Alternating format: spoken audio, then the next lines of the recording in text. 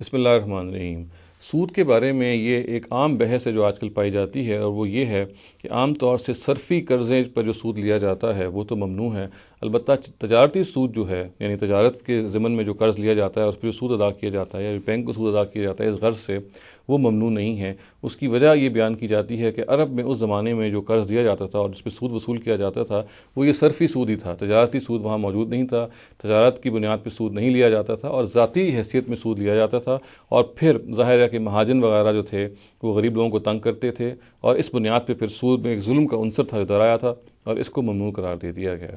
یہ بات صحیح نہیں ہے۔ سب سے پہلے تو یہ جان لینا چاہیے کہ سود اپنی نیچر میں ایک ایسی چیز ہے کہ جو اس سے قطع نظر ہے کہ وہ کس مقصد سے دیا جائے۔ مثال کے طور پہ وہ جو سود کی رقم ہے، چاہے وہ آپ ذاتی بنیاد پہ اس کو صرف کیجئے، چاہے وہ اپنے کسی کاروباری منصوبے پہ لگائیے، سود بہرحال سود ہے، اور اس کی شناخت اور اس کی جو ممنوع ہونے کا پہلو ہے وہ اپنی جگہ پہ برقرار رہے گا۔ اور یہ دوسری غلط فہمی بھی جو ہمیں اپنے ذہن سے نکال دینی چاہیے کہ شاید عرب میں اس زمانے میں تجارتی سود رائج نہیں تھا اور لوگ صرف اپنی ذاتی ضرورتوں ہی کے لیے سود لیتے تھے۔ خود قرآن مجید کی بعض آیات اور بعض اشارات سے یہ معلوم ہوتا ہے، اور بالکل اور تاریخ اس کی تائید بھی کرتی ہے کہ اس زمانے میں بھی تجارت کے لیے سود لیا جاتا تھا، یعنی کمرشل انٹرسٹ جو ہے اس زمانے میں بالکل رائج تھا، اور لوگ اس کو لیتے تھے اور اس کو استعمال کرتے تھے، اور قرآن کے بعض الفاظ جیسا کہ میں نے عرض کیا بالکل اس کے بارے میں قطعی طور پہ ایک شہادت پیش کرتے ہیں۔ مثال کے طور پہ یہ دیکھیے، قرآن میں ایک موقع پہ یہ ارشاد ہوتا ہے کہ ما آتیتم من ربا لیربو فی اموال الناس فلا یربو عند اللہ،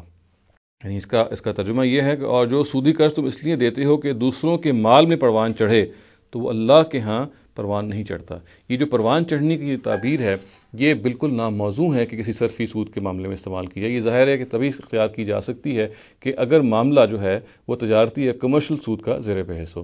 اسی طرح سے دیکھیے کہ ایک اور موقع پہ سورہ بقرہ میں قرآن یہ کہتا ہے کہ وَإِن كَانَ ذُو عُسْرَةٍ فَنَظِرَةٌ إِلَىٰ مَيْسَرَةٍ،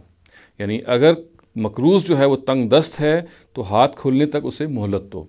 یہ خود یہ بات بتا رہا ہے کہ اس زمانے میں جو عام طور سے جن کو قرض دیا جاتا تھا وہ تنگ دست نہیں ہوتے تھے، بلکہ وہ امیر لوگ ہی ہوتے تھے جن کو قرض دیا جاتا تھا، اور ظاہر ہے کہ اگر امیر لوگوں کو قرض دیا جائے تو وہ سوائے اس کے کہ تجارت کی بنیاد پہ یا اپنے کاروباری ضرورتوں کے لیے قرض لیں، ظاہر ہے کہ وہ ذاتی ضرورتوں کے لیے قرض تو نہیں لے سکتے تھے اس لیے کہ وہ امیر لوگ تھے، اور اس کے سوا کیا رائے قائم کی جا سکتی ہے کہ جب وہ قرض لیتے تھے تو وہ اپنے انہی مقاصد کے لیے، یعنی تجارتی یا کاروباری مقاصد ہی کے لیے قرض لیتے تھے۔ چنانچہ دیکھیے کہ اس کی جو لطیف انڈیکیشن ہے اس اپنی آیت میں موجود ہے۔ جب آیت میں کہا گیا کہ ان کان ذو عسرۃ، تو یہ ان کا جو لفظ ہے عربی زبان میں شاذ مواقع کے لیے استعمال ہوتا ہے، یعنی اگر کا جو لفظ ہم جو کہتے ہیں، اگر ایک امیر آدمی جو ہے، اگر ایک قرض خواہ جو ہے جس نے آپ سے قرض لیا ہے، ایک مقروض جو ہے وہ اگر تنگ دست ہے، تو یہ ایک شاذ یا ایک یونیک یا ایک ریئر موقع کے لیے استعمال ہوتا ہے۔ اس کا مطلب اصل میں یہ ہے کہ عام طور سے جو مقروض ہوتا تھا وہ خوشحال ہی ہوتا تھا، کبھی کبھی تنگ دست بھی ہو جاتا تھا۔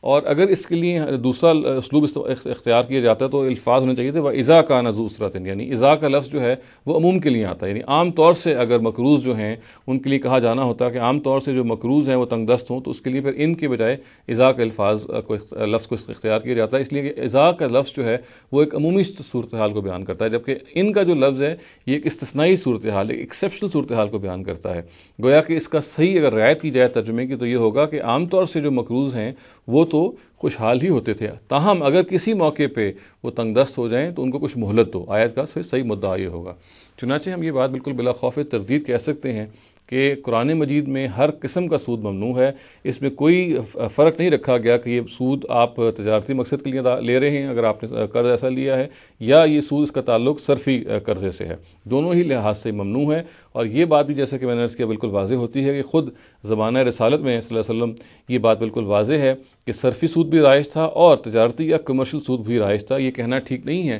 کہ اس زمانے میں شاید صرف ایک قسم کا سود رائج تھا اور وہی ممنوع ہے۔ میں نے جیسے کہ عرض کیا زبان اور لغت اور عرف و استعمال سب کے لحاظ سے سود کا لفظ جو ہے ان تمام کی تمام اطلاق پر بھاری ہے، اور ان تمام کی تمام اطلاق پر اس کو منطبق کیا جائے گا۔ اور یہ خلط مبس بھی ذہن سے ہمیں نکال دینا چاہیے کہ عرب میں اس زمانے میں صرف صرفی سود ہی رائج تھا۔ میں نے جیسے کہ عرض کیا قرآن مجید کے ان اشارات سے بالکل واضح ہوتا ہے کہ اس زمانے میں بھی تجارتی سود یا کمرشل انٹرسٹ پوری طرح سے موجود تھا،